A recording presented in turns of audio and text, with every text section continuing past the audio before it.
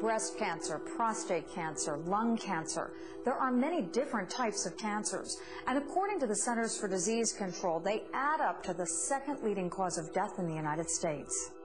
In most cases, cancer begins with the growth of a malignant tumor. It usually starts to form in one local area, but then can spread or metastasize into other organs and glands throughout the body. The key to surviving cancer is to either eliminate the tumor or stop the growth of that malignant tissue before it can spread. When you're given the news that you have cancer, it's a feeling that no one can know unless you've been there. It feels like you've been kicked in the stomach. Surgery, chemotherapy, and radiation have been the most effective weapons to date in battling cancer. But another alternative, called hyperthermia, can also help improve survivability on its own, as well as help increase the effectiveness of other treatments. Hyper means above, thermia means temperature. So what you're doing is you're raising the normal body temperature of 37 degrees centigrade to enhance the effect of radiation primarily, but we use it a lot with chemotherapy too. After I was diagnosed and I was sent to my surgeon, he thought that I was a prime candidate to try the pre-op treatment, which involved the chemotherapy and the radiation. And he sent me to Dr. Stroop. And Dr. Stroop is the doctor that introduced me to hyperthermia. What I want to advocate or talk to you about today is the use of a new kind of treatment called hyperthermia. After he explained it to me and he showed me the machine and told me exactly what was going to happen, I decided that I needed all the help I could get, so to speak. Hyperthermia trials consistently across the board are showing a 20 to 30% improvement on the type of results we had before, and that is such a big improvement. We know for sure that if you add hyperthermia to radiation to patients with cervix cancer, that you get better results in terms of the tumor disappears and patients have a better chance to get cured.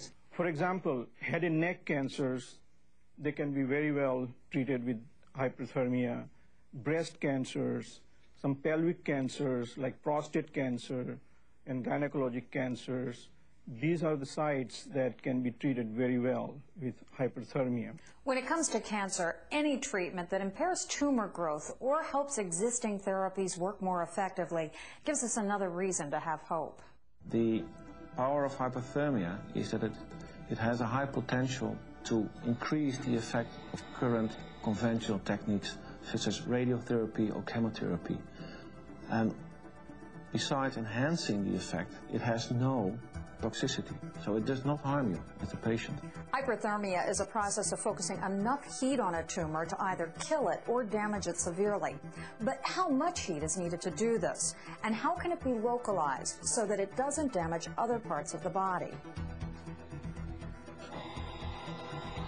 When you treat a cancer patient using hyperthermia, you must be able to focus the radio frequency or microwave-generated heat into a very specific region. You take look at the body in sections like we do with CT scans or MRI scans, and you can study three-dimensionally the tumor in the normal tissue. And then you do planning. You do mock computerized setups of heating and look at heating patterns in those patients. And that gives you an ability to plan your heating, deposit and steer that heating exactly where you want it. The treatment of cancer using hyperthermia relies on advanced equipment like the BSG-2000 developed by BSG Medical Corporation. The BSG-2000 can precisely deliver heat treatments into the malignant region without harming healthy tissues. The treatment lasted about 6 weeks, 5 to 6 weeks, coupled with radiation and chemotherapy.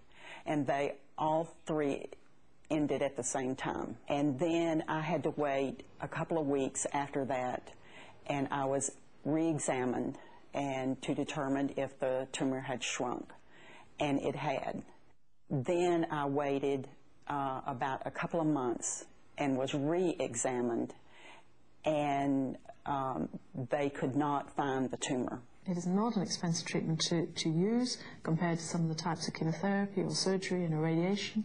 And most importantly, it actually produces excellent benefits to the patient. I think for anyone battling cancer, new treatments offer a lot of hope.